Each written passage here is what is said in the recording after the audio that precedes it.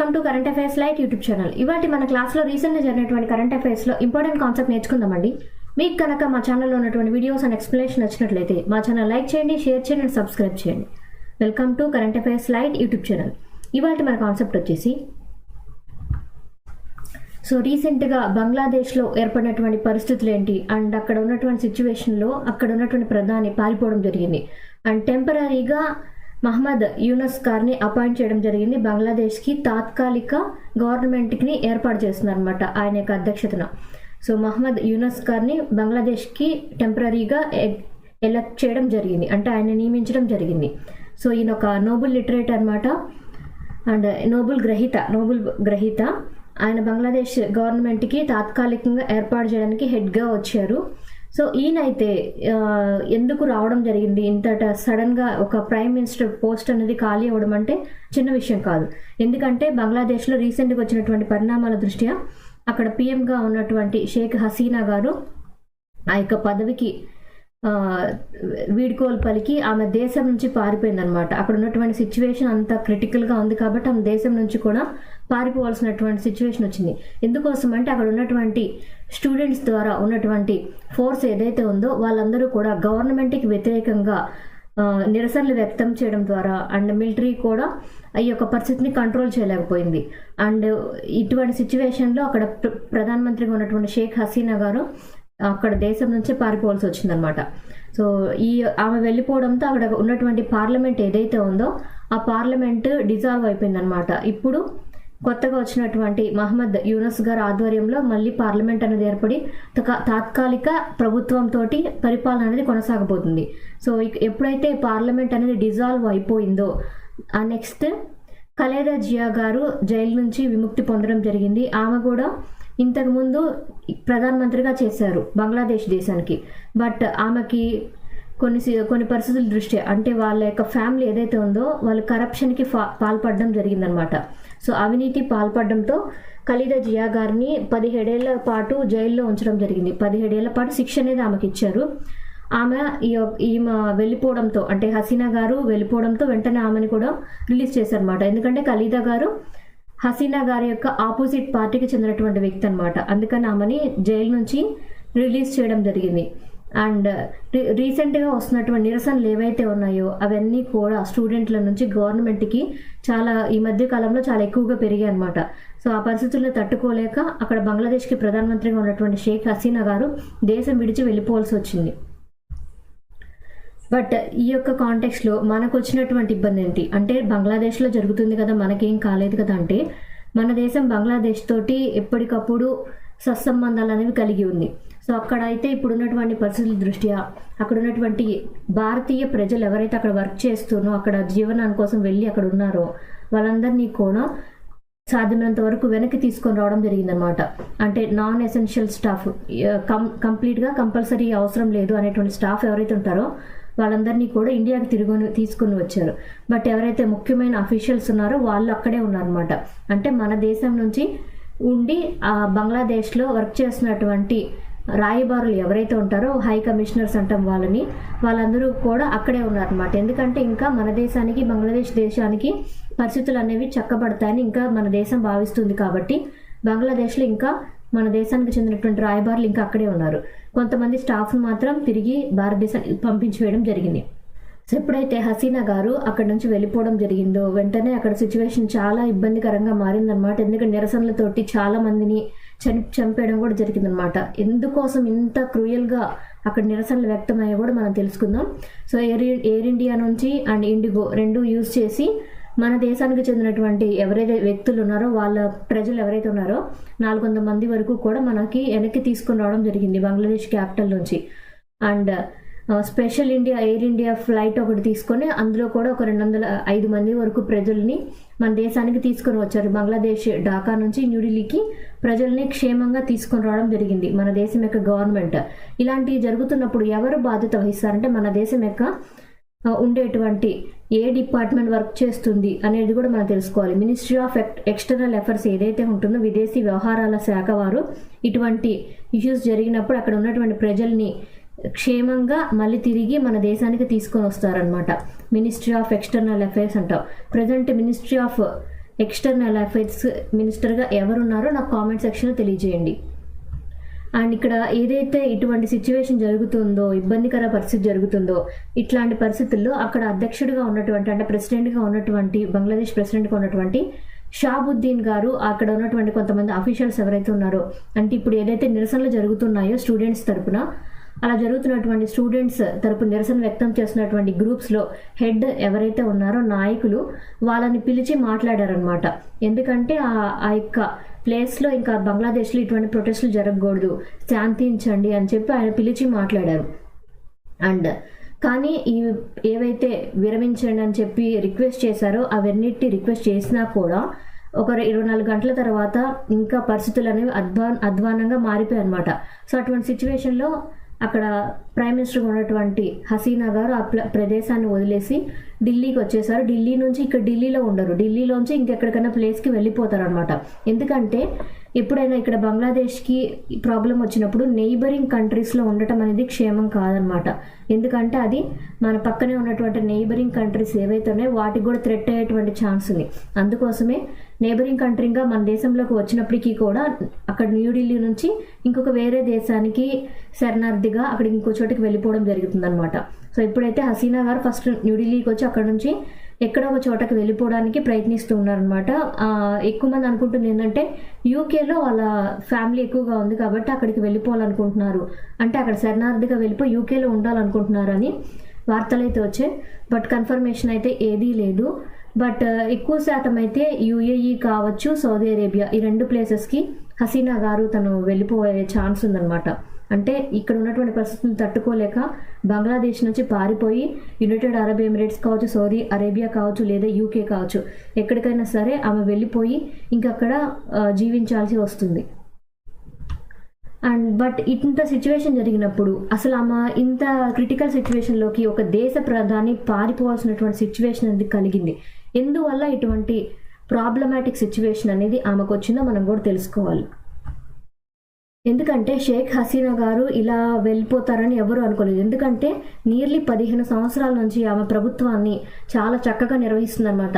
ఎంతోమంది ప్రజలకి ఆమె మంచి పనులు అనేవి చేసింది. అంటే ఆ దేశంలో ఉన్నటువంటి ఎకానమీ ఏదైతే ఉందో దాన్ని బెటర్గా మార్చడానికి ఆమె చాలా ప్లానింగ్స్ కానీ, స్కీమ్స్ కావచ్చు, ఆర్థిక ప్రణాళికలు ఏవైతే ఉంటాయో వాటి ద్వారా బంగ్లాదేశ్ని చాలా ముందుకు తీసుకెళ్ళింది. సో ఈ 15 సంవత్సరాల కాలంలోనే కాదు, రీసెంట్గా జనవరిలో ఎలక్షన్ జరిగినప్పుడు ఆమె మళ్ళీ తిరిగి గెలుపొందింది అనమాట. సో ఆమె యొక్క పార్టీ పేరు ఏంటంటే అవామీ లీగ్ అనమాట. సో అవామీ లీగ్ పార్టీ ద్వారా ఆమె మళ్ళీ గెలుపొందింది. సో 3వసారి ఆమె గెలుపొందింది అనమాట. బట్ ఏదైతే ఇప్పుడు ఉందో సిచ్యువేషన్, అంటే ఇప్పుడున్న సిచ్యువేషనే కాదు, ఆమెకి గెలిచినా కూడా ఆమె సరిగ్గా గెలవలేదు, రిగ్గింగ్ ద్వారా గెలిచింది, లేదా ఏదో క్రియేట్ చేయడం ద్వారా అసహ్యంగా ఏదో రిగ్గింగ్కి పాల్పడడం ద్వారా మాత్రమే హసీనా గారు గెలుపొందడం జరిగింది. అపోజిషన్ పార్టీ వాళ్ళు ఆమె మీద ఆరోపణలు అనేవి చేశారు. బట్ ఆమె అయితే గెలుపొందింది ఎలక్షన్స్లో. ఆమె పార్టీ తరపున ఆమె పార్లమెంట్ని కొనసాగించాల్సినటువంటి అవసరం ఉంది. కానీ రీసెంట్గా వచ్చినటువంటి సిచ్యువేషన్స్ ఏవైతే ఉన్నాయో ఆమె వాటిని హ్యాండిల్ చేయలేకపోవడం వల్ల ఆ ప్రభుత్వమే కూలిపోయిందన్నమాట. సో ఇటువంటి సిచ్యువేషన్ ఏదైతే ఉందో అది లాస్ట్ మంత్ టైం నుంచి కూడా జరుగుతుందన్నమాట. బంగ్లాదేశ్ ప్రాంతంలో ఎంత సిచ్యువేషన్ అంటే అక్కడ ప్రజలు మిగిలిన వాళ్ళని చంపేస్తున్నారు. మిగిలిన వాళ్ళంటే ఎస్పెషల్లీ హిందూస్ మీద దాడులు ఎక్కువగా జరుగుతున్నాయి. సో మనకి పాకిస్తాన్ నుంచి బంగ్లాదేశ్ అనేది వచ్చింది. బంగ్లాదేశ్లో ఎక్కువగా ముస్లిమ్స్ ఎక్కువగా ఉంటారు. బట్ ముస్లిమ్స్ ఎక్కువగా ఉంటారు, వాళ్ళు ఇప్పుడు వస్తున్నటువంటి సిచ్యువేషన్ ఏదైతే ఉందో దానివల్ల హిందూస్ మీద చేసేటువంటి దాడులు కూడా ఎక్కువగా పెరిగిపోయాయి అన్నమాట. సాధారణ ప్రజానీకం మీద చాలా సంవత్సరాల కాలం నుంచి హిందువుల మీద దాడులు అనేవి జరుగుతూనే ఉన్నాయి. బట్ ఈ యొక్క సిచ్యువేషన్లో ఒక 1 మంత్ నుంచి అయితే ఎక్కువగా దాడులు జరిగాయి. అండ్ అక్కడ ఎటువంటి శాంతియుత వాతావరణం అనేది రాలేదు. అండ్ ఏవైతే కాలేజెస్ ఉన్నాయో, క్యాంపస్లు ఉన్నాయో అక్కడంతా కూడా గొడవలు జరుగుతున్నాయి అన్నమాట. ఎందువల్ల అసలు ఇంత గొడవలు ఎందుకు వచ్చింది, స్టూడెంట్స్ నుంచి ఇంత వ్యతిరేకత ఎందుకు వచ్చిందంటే రీసెంట్గా ఒక స్పెషల్ కోటా అనేది అరేంజ్ చేయడం జరిగింది. అంటే గవర్నమెంట్ మేము మన దేశం మొత్తం మీద ఎవరైతే మన స్వాతంత్రం కోసం పోరాడారో వాళ్ళందరికీ కూడా మేము కోటా కల్పిస్తున్నాం, అంటే ప్రభుత్వ ఉద్యోగాల్లో కోటా ఇస్తున్నామని తెలియజేశారనమాట. అలా వాళ్ళకి గనక కోటా కేటాయిస్తే, అంటే వాళ్ళ దేశం యొక్క స్వాతంత్రం కోసం పోరాడినటువంటి వ్యక్తులు ఎవరైతే ఉంటారో వాళ్ళ యొక్క వంశంలో ఉన్నటువంటి పిల్లలకి కనుక వాళ్ళు కోటా కనుక ఇచ్చి జాబ్లు ఇస్తే మిగిలిన ప్రజలు ఎవరైతే ఉన్నారో వాళ్ళందరికీ కూడా ఉద్యోగాలు దొరకడం కష్టమైపోతుంది. మేము చదువుకుంటున్నాం, మేము ఉద్యోగాల కోసం పోరాడుతున్నాం కాబట్టి ఈ కోటా ఇవ్వడం అనేది రాంగ్ డెసిషన్ అని ఎవరైతే యువత ఉన్నారో వాళ్ళందరూ కూడా గవర్నమెంట్కి వ్యతిరేకంగా నినాదాలు చేస్తూ వచ్చారనమాట. సో జూలై 21 ఈ యొక్క డెసిషన్ని పూర్తిగా వెనక్కి తీసుకోలేదు, కానీ ఈ రిజర్వేషన్ని ఇంకొంచెం తగ్గిస్తాం అంటే వాళ్ళు ఎంతైతే రిజర్వేషన్ కేటాయించారో అంత ఇవ్వకుండా కొంత రిజర్వేషన్ని కౌంట్ చేసి తగ్గిస్తాము, మిగిలిన వాళ్ళకు కూడా అన్యాయం జరగకుండా చూస్తాము అని చెప్పింది అక్కడ ఉన్నటువంటి సుప్రీంకోర్టు. కానీ బంగ్లాదేశ్ సుప్రీంకోర్టు చెప్పినటువంటి వాదనలేవి అక్కడ ఉన్నటువంటి పరిస్థితుల్ని తగ్గించలేకపోయాయి. సో ఇంకా ఆ ప్రాబ్లమాటిక్ సిచ్యువేషన్ ఏదైతే ఉందో, హింసాత్మక ఘటనలు ఏవైతే ఉన్నాయో అవి ఇంకా జరుగుతూనే ఉన్నాయన్నమాట. బట్ ఎప్పుడైతే సాటర్డే టైంలో ఆ ప్రొటెస్ట్లు ఏవైతే ఉన్నాయో అవి చాలా ఎక్కువగా పెరిగిపోవడంతో గవర్నమెంట్ తరపు నుంచి అక్కడ ఉన్నటువంటి హసీనా గారు మిలిటరీ ఫోర్స్ తోటి అండ్ చాలా వరకు తన యొక్క పర్సనల్ ఫోర్స్ తోటి ఆ యొక్క నిరసనకారులని అణచివేయాలని చాలా వరకు ప్రయత్నించారు. బట్ అది కంప్లీట్గా చేయలేకపోయారు అనమాట. అండ్ లాస్ట్ మినిట్లో మిలిటరీ కూడా ప్రైమ్ మినిస్టర్గా ఉన్నటువంటి హసీనా గారికి సరైనటువంటి సహాయం ఇవ్వలేదు అనేటువంటి వాదనలు కూడా వినిపించాయి. అండ్ నియర్లీ 100 మంది వరకు కూడా సాధారణ ప్రజలు ఎవరైతే ఉంటారో ఈ సిచ్యువేషన్ వల్ల ప్రాణాలు కోల్పోయారు. అండ్ అక్కడ వాళ్ళకి సెక్యూరిటీగా ఉన్నటువంటి ప్రజలు ఎవరైతే ఉన్నారో అంటే సెక్యూరిటీగా వర్క్ చేస్తూ దేశ సేవ చేసే వాళ్ళు కావచ్చు, లేదా పర్సనల్గా ప్రైమ్ మినిస్టర్ గారికి ఎవరైతే సెక్యూరిటీగా వర్క్ చేస్తూ ఉన్నారో వాళ్ళందరూ కూడా చాలామంది చనిపోయారు అనమాట లాస్ట్ 2 డేస్ నుంచి కూడా. అండ్ అట్లీస్ట్ ఇలా జరుగుతున్నటువంటి సిచ్యువేషన్ల కారణంగా లాస్ట్ 2 నెలల కాలంలో నియర్లీ 300 మంది వరకు కూడా ప్రాణాలు కోల్పోయారు. అంటే ఈ నిరసనల వల్ల అక్కడక్కడ దాడులు జరగడంతో 300 మంది చనిపోయారనమాట. సో ఇంత ఆగ్రహ జ్వాలలు అనేవి వస్తూ ఉండటం వల్ల వాటిని హ్యాండిల్ చేయలేనటువంటి సిచ్యువేషన్స్ రావడం వల్ల షేక్ హసీనా గారు ఆ యొక్క ప్రధానమంత్రి పదవికి రాజీనామా చేసి దేశం నుంచి పారిపోవడం జరిగింది. ఆ పదవిని రిజిగ్నేషన్ అనేది ఇచ్చి వెంటనే ఆమె దేశాన్ని వదిలేసి పారిపోయింది. సో ఈ ప్రొటెస్ట్ ఏదైతే ఉందో అది లాంగ్ రన్నింగ్ అనమాట. ఎందువల్లంటే కోటా సిస్టమ్ అనేది తీసుకొని వచ్చారు. సో ఈ కోటా సిస్టమ్ అంటే ఆ యొక్క ఉద్యోగాల్లో వాళ్ళకి ఎంతో కొంత రిజర్వేషన్ అనేది కల్పించడం. మన దేశంలో కూడా ప్రతి చోట రిజర్వేషన్స్ కోసం గొడవలు జరుగుతూనే ఉన్నాయి. స్థానికత ఆధారంగా ఇవ్వాలని, కులం ఆధారంగా ఇవ్వాలని, లేదా మనీ పరంగా అంటే ఎకనామికలీ బ్యాక్వర్డ్ క్లాసెస్ ఏవైతే ఉంటాయో వాటి పరంగా ఇంకా కోటా పెంచాలని, స్థానికతను ఆధారంగా చేసుకొని కూడా పెంచాలని ప్రతి రాష్ట్రంలో కూడా రిజర్వేషన్ బిల్స్ అని ఎప్పుడు మనం వింటూనే ఉంటాం. సో ఇక్కడ వచ్చింది ఏంటంటే కొన్ని ప్రత్యేక వర్గాలు ఏవైతే ఉంటాయో బంగ్లాదేశ్లో వాళ్ళకి మొత్తానికి కలిపి 56% వరకు కూడా గవర్నమెంట్ నుంచి రిజర్వేషన్ కోటా అనేది ఇస్తామని తెలియజేశారు. అండ్ ఆ యొక్క 56%లోనే నియర్లీ 30% వరకు కూడా ఎవరైతే 1971 టైంలో వాళ్ళ దేశం యొక్క స్వాతంత్రం కోసం పోరాటం చేసినటువంటి యోధులు ఉన్నారో వాళ్ళ యొక్క పిల్లలకి ఈ యొక్క కోటా ద్వారా ఉద్యోగాలు కల్పించాలని గవర్నమెంట్ భావించిందనమాట. అంటే దేశ సేవ చేసినటువంటి సైనిక అధికారులు ఎవరైతే ఉన్నారో వాళ్ళ యొక్క ప్రజలకి అంటే వాళ్ళ పిల్లలకి కావచ్చు, వాళ్ళ ఎవరైతే సంతానం ఉంటారో వాళ్ళకి ఉద్యోగాల్లో కల్పిస్తున్నారు. సో అలా కల్పించాలని గవర్నమెంట్ చేసినటువంటి ప్రతిపాదన ఏదైతే ఉందో దానివల్లే ఇప్పుడు ఇంత ఆగ్రహ జ్వాలలు అనేవి ఆ దేశంలో రావడం జరిగింది.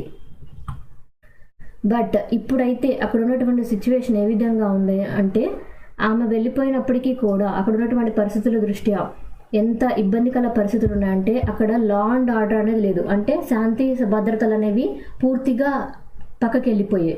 వాటిని లైన్లోకి తీసుకొని రావడం కోసమే యూనస్ గారిని తాత్కాలిక ప్రభుత్వాన్ని ఏర్పాటు చేయడం అని కూర్చోబెట్టారనమాట.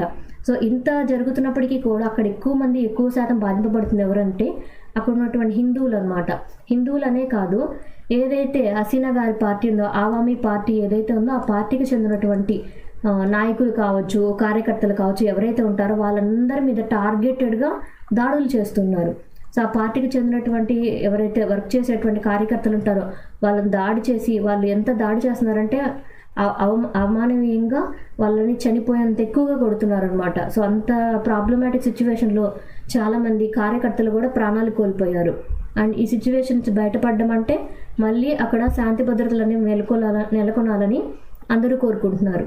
బట్ ఇంత జరిగినప్పుడు మన దేశానికి కూడా అది ఇంపార్టెంట్ అనమాట. ఎందుకంటే బంగ్లాదేశ్ అనేది మన భారతదేశంతో బోర్డర్ కలిగి ఉంది. సో సరిహద్దు కలిగి ఉంది కాబట్టి మనకు కూడా ఆ దేశంలో శాంతి భద్రతలు కనుక లోపిస్తే మనకు కూడా చాలా ప్రాబ్లమాటిక్ సిచ్యువేషన్స్ అనేవి వస్తాయి, సమస్యలు అనేవి మనకు కూడా వస్తాయి అన్నమాట. ఆ దేశంలో శాంతి భద్రతలు అనేవి కరువు అయితే సో ఎటువంటి సిచ్యువేషన్స్ ఉంటాయి మనకి ఎక్కువగా అంటే, సో బంగ్లాదేశ్ తోటి మన దేశానికి 4097 కిలోమీటర్స్ వరకు కూడా బోర్డర్ ఉంది. ఇంత పెద్ద బోర్డర్ ఉంది కాబట్టి నియర్లీ 4000 కిలోమీటర్ల పొడవునా మనకి బోర్డర్ ఉంది. సో బంగ్లాదేశ్ తోటి ఏ రాష్ట్రాలు బోర్డర్ని కలిగి ఉన్నాయి అది కూడా మనకి ఇంపార్టెంట్. వెస్ట్ బెంగాల్, జార్ఖండ్కి లేదు, బీహార్కి కూడా లేదు. అండ్ నెక్స్ట్ వచ్చేసి అస్సాంకి కొంతవరకు ఉంది. సో అస్సాం ఉంది, వెస్ట్ బెంగాల్, మేఘాలయ అండ్ త్రిపుర, మిజోరం, మణిపూర్ లేదు, నాగాలాండ్ లేదు. సో టోటల్గా ఎన్ని రాష్ట్రాలకు ఉందంటే వెస్ట్ బెంగాల్ 1, అస్సాం 2, మేఘాలయ 3, త్రిపుర 4 అండ్ మిజోరం 5. 5 రాష్ట్రాలతోటి బంగ్లాదేశ్ మన దేశంతో సరిహద్దుని పంచుకుంటుంది. సో సరిహద్దును ఎన్ని దేశాలతో పంచుకుంటుంది, ఎంత ఉంది అనేది కూడా ఇంపార్టెంట్. ఎందుకంటే బంగ్లాదేశ్ ఒక్కటే లాంగెస్ట్ బోర్డర్ అంటే మనకి ఫస్ట్ గుర్తు రావాల్సింది ఏంటంటే బంగ్లాదేశ్ అనమాట. మన దేశంతో ల్యాండ్ బోర్డర్ పరంగా అయినా లేదా ఈ జలాల ద్వారా బోర్డర్ కలిగి ఉన్నటువంటి వాటిలో ఎక్కువ లైన్ ఎక్కడ ఉందంటే మనకి సరిహద్దు రేఖ అనేది బంగ్లాదేశ్ తోటి అనమాట. సో ఇండియాకి అండ్ బంగ్లాదేశ్కి మధ్యన ఉన్నటువంటి సరిహద్దు రేఖ పేరేంటో నాకు కామెంట్ సెక్షన్లో తెలియజేయండి. ఎగ్జామ్ పాయింట్ ఆఫ్ వ్యూ ఇటువంటివి కూడా మనకి హైలైట్ చేసేటువంటి ఛాన్స్ ఉంది. ఇండియా బంగ్లాదేశ్కి మధ్యన ఉన్నటువంటి సరిహద్దు రేఖ పేరు. అండ్ బంగ్లాదేశ్ పరంగా మనకి చాలా వరకు డిస్ప్యూట్స్ ఏవీ లేవు, ఎందుకంటే అక్కడ మనకి వాళ్ళకి ఎప్పటి నుంచో స్నేహబంధం ఉంది. ఎందుకంటే బంగ్లాదేశ్కి స్వాతంత్రం ఇండిపెండెన్స్ రావడానికి మన దేశమే అనమాట హెల్ప్ చేసింది.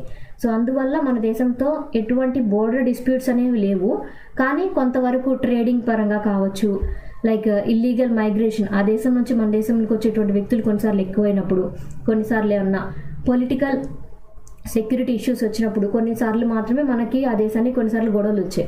కానీ బోర్డర్ పరంగా ఎక్కువగా ఇక్కడ రాలేదన్నమాట. ఎందుకంటే 2 దేశాలు కలిసి చాలా ముందు కాలంలోనే ఈ ఒక అగ్రిమెంట్ అనేది తీసుకుంది. సో అగ్రిమెంట్ ప్రకారం ఏంటంటే ఇండియా నుంచి బంగ్లాదేశ్కి ఫ్రీగా మూవ్ అవ్వచ్చు. అంటే ఇక్కడ ఉన్నటువంటి ప్రజలు ఎవరైతే బోర్డర్లో ఉన్నారో వాళ్ళ విల్లింగ్నెస్, అంటే వాళ్ళ ఇష్టానుసారం వాళ్ళు బంగ్లాదేశ్లో ఉండాలనుకుంటే ఉండొచ్చు, లేదా ఇండియాలో వచ్చి సెటిల్ అవ్వాలనుకున్నా సెటిల్ అవ్వచ్చు అనమాట. అంతేగాని ఇక్కడ ఉన్నటువంటి ప్రజలు ఎవరైతే ఉన్నారో వాళ్ళు మీరు వచ్చి ఇక్కడ మొత్తం బంగ్లాదేశ్లో ఉండిపోండి లేదా ఇండియాలో ఉండండి అని చెప్పి ఎవరికి ఆంక్షలు లేవన్నమాట. అందువల్లే ఈ మన 2 దేశాల మధ్య బోర్డర్ పరంగా ఎక్కువగా ఇబ్బందికర పరిస్థితులు అయితే ఎప్పుడు రాలేదు. అండ్ ట్రేడ్ ప్రమోషన్ పరంగా అంటే వాణిజ్యాల పరంగా 2 దేశాల మధ్య ఉన్నటువంటి బంధాలు అండ్ క్రాస్ బోర్డర్ ట్రేడ్ అంటే మన దేశం బంగ్లాదేశ్ తోటి చేసేటువంటి వ్యాపారాల విషయంలో బోర్డర్ ఫెన్సింగ్ అంటే మన దేశం యొక్క బోర్డర్ సెక్యూరిటీ ఫోర్స్ వాళ్ళు ఎప్పుడూ కూడా బంగ్లాదేశ్తో ఉన్నటువంటి లైన్ చుట్టూ కూడా ఎప్పుడు మనకి బోర్డర్ మీద కాపలా ఉంటారనమాట. బట్ అక్కడ ఇప్పుడు వరకు అయితే అక్కడ సిచ్యువేషన్ అంటే హ్యాండిల్ చేయగలిగే పరిస్థితుల్లోనే ఉంది. ఎందుకంటే అక్కడ ముస్లిమ్స్ ఎక్కువగా ఉన్నప్పటికీ కూడా ప్రభుత్వం ప్రజా పరిపాలనతో ఉండటం వల్ల ఇప్పటి వరకు మన దేశానికి ఎటువంటి ప్రమాదకరమైనటువంటి సిచ్యువేషన్ రాలేదు. బట్ ఎప్పుడైతే ఈ యొక్క ప్రభుత్వం పడిపోవడం జరిగిందో, ప్రభుత్వం పడిపోయిందంటే అక్కడ మళ్ళీ అక్కడ ముస్లిం ప్రభుత్వం రన్ అయ్యేటువంటి ఛాన్స్ ఉంది. సో ముస్లిం ప్రభుత్వం కనుక వస్తే వాళ్ళు ఖచ్చితంగా ఎంతో కొంత పాకిస్తాన్ తోటి టైస్ పెట్టుకునేటువంటి ఛాన్స్ ఉందన్నమాట. సో పాకిస్తాన్తో కలవడం జరిగిందంటే అది మళ్ళీ మన దేశానికి సెక్యూరిటీ ప్రాబ్లం అంటే మన దేశం యొక్క భద్రతకి ముప్పు కలిగించేటువంటి అంశం అనమాట. అండ్ బోర్డర్ కిల్లింగ్స్ కూడా వచ్చేటువంటి ఛాన్స్ ఉంది. ఇప్పటికీ కొంతవరకే ఉన్నాయి, బట్ బోర్డర్ కిల్లింగ్స్ వచ్చేటువంటి ఛాన్స్ కూడా మనకి ఫ్యూచర్లో ఉందన్నమాట అక్కడ స్థిరమైనటువంటి ప్రభుత్వం కనుక రాకపోతే.